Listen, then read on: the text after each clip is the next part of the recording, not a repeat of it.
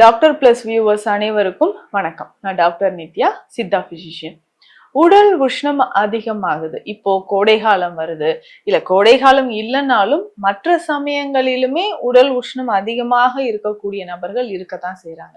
So இந்த மாதிரி நமக்கு உடல் உஷ்ணம் அதிகமாகும் போது என்னென்ன வழிமுறைகள் நம்ம ஃபாலோ பண்ணலாம்? இல்லைங்க இதெல்லாம் நான் ஃபாலோ பண்ணிட்டேன், நான் வந்து ஆயில் பாத் எடுக்கிறேன், அடிக்கடி மோர் குடிக்கிறேன். பெண்கள் நிறைய பேர் சொல்ற விஷயம், நான் மோர் நிறைய குடிக்கிறேன், எல்லாமே சாப்பிட்டும் உடல் உஷ்ணத்தை வந்து என்னால மெயின்டைன் பண்ணவே முடியல, ரொம்ப உஷ்ணம் தெரியுதுங்க அப்படின்னு நினைச்சீங்கன்னா, ஸோ என்னென்ன வழிமுறைகள் நம்ம ஃபாலோ பண்ணலாம்? அதுவும் இப்போ இந்த சீசன்ல கிடைக்கக்கூடிய ஒரு பழம் தர்பூசணி.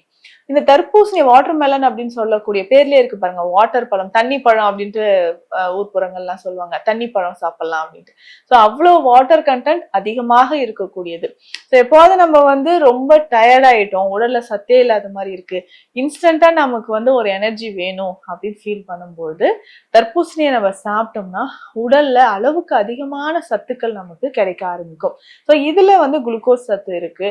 இதுல இருக்கக்கூடிய மைக்ரோ நியூட்ரியன்ஸ் எல்லாமே நம்ம உடல்ல, அதாவது இந்த வெப்பத்திற்கு, சூரிய வெப்பம் வந்து அதிகமாக இருக்கும்போது இந்த தர்பூசணியை நம்ம சாப்பிட்டோம்னா உடல்ல நீர்ச்சத்துக்கள் நிறைய சேர ஆரம்பிச்சு ஒரு சத்து, உடலுக்கு வந்து சத்தை நமக்கு கொடுக்குது.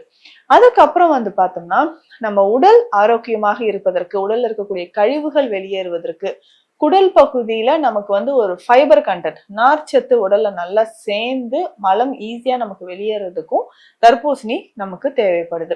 ஒரு சில இந்த தர்பூசணி நல்லா ஜூஸ், சுகர் நிறைய போட்டு, சுகரை போட்டுட்டு இந்த ஃப்ரூட்ஸை நல்லா மிக்ஸ் பண்ணிட்டு இது ஃபில்டர் பண்ணி வர குடிப்பாங்க, ஜூஸா நான் குடிக்கிறேன்ட்டு. ஸோ அந்த மாதிரி செய்யவே கூடாது. தர்பூசணி ஆல்ரெடி நமக்கு வந்து வாட்டர் நல்லா ஸ்வீட்டா தான் இருக்கக்கூடியது, நல்லா கடிச்சு இதை வந்து ஃபைபர், அந்த ஃபைபரோட சாப்பிடணும். ஸோ அந்த மாதிரி சாப்பிடும்போதுதான் குடல் பகுதியில நமக்கு ஈஸியா டைஜஷன் வந்து நடக்க ஆரம்பிக்கும். இன்னும் ஒண்ணு, தர்பூசணியில இருக்கக்கூடிய விதைகள், இந்த விதைகளோட சேர்த்து சாப்பிடும்பொழுதும் நமக்கு நிறைய பலன்கள் நமக்கு கிடைக்குதுன்னு சொல்லலாம். என்னென்ன பலன்கள் அப்படின்னு பார்த்தோம்னா, முக்கியமாக அந்த நம்ம உடலுக்கு தேவையான சத்துக்கள், புரோட்டீன் இதுல நிறையவே இருக்கு. அதுக்கப்புறம் நம்ம எலும்புகள் வலிமையாக இருப்பதற்கும் இந்த விதைகள்ல, தர்பூசணி விதைகள்ல ஒமேகா 3 ஃபேட்டி ஆசிட்ஸும் இருக்கு. நம்ம கடைகள்லாம் போய் பார்த்தோம்னா சீட்ஸ், விதைகள் நம்ம வாங்குவோம் இல்லைங்களா, அப்போ வந்து சூரியகாந்தி விதை, வெள்ளரி, பூசணி விதை, இது எல்லாமே நம்ம வாங்கும்போது இதுல தர்பூசணி விதைகளும் பார்த்தோம்னா இதுல கொடுப்பாங்க. இதுல அதிகமான அந்த omega 3 fatty acids, fibre content நிறைய இருக்கு. கால்சியம், மெக்னீசியம், ஜிங்க், இந்த மாதிரியான தாது சத்துக்களும் நமக்கு இருக்கிறதுனால நம்ம உடல்ல அதிகமான உற்பத்தியை வந்து, அதாவது நம்ம உடல்ல அந்த சத்துக்கள் மெயின்டைன் ஆகிறதுக்கும், ஸ்டாமினா இன்ஸ்டன்டா நமக்கு கிடைக்கிறதுக்கும் இது பயன்படுது. நரம்பு தளர்ச்சி அப்படின்னு சொல்லக்கூடிய பிரச்சனை, ஆண்களுக்கு ஏற்படக்கூடிய இந்த நரம்பு தளர்ச்சி சரியாகிறதுக்கும் நமக்கு தர்பூசணி விதைகள் பயன்படுது.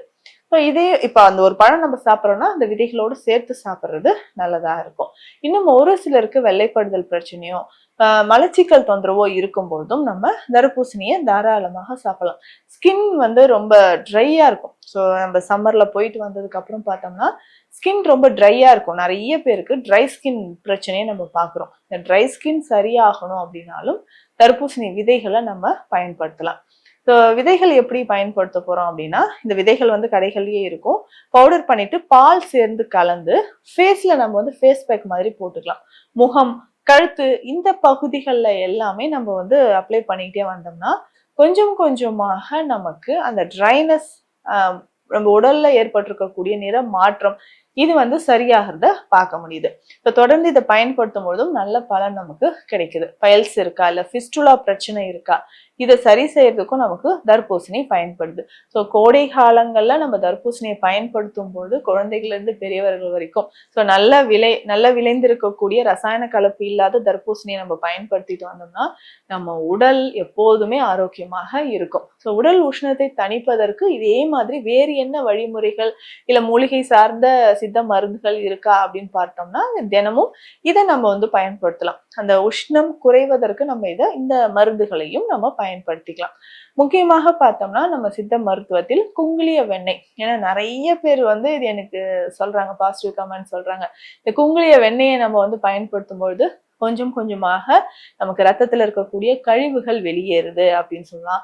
அதுக்கப்புறம் ஒயிட் டிஸ்சார்ஜ் அப்படின்னு சொல்லக்கூடிய வெள்ளைப்படுதல் பிரச்சனையை சரி செய்யறதுக்கும் நமக்கு குங்குளிய வெண்ணெய் பயன்படுது.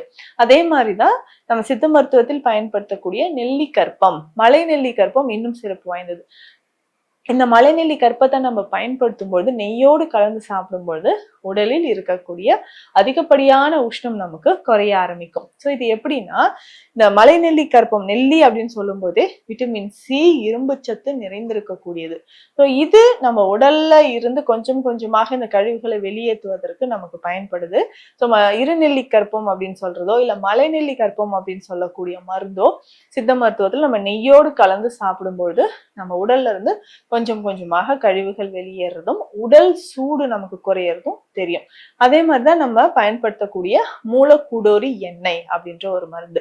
இது நம்ம உடல்ல அதிகமான உஷ்ணத்தையும் இல்ல நமக்கு மலச்சிக்கல் தொந்தரவு இருக்கு அதை சரி செய்யறதுக்கும் நமக்கு பயன்படுது.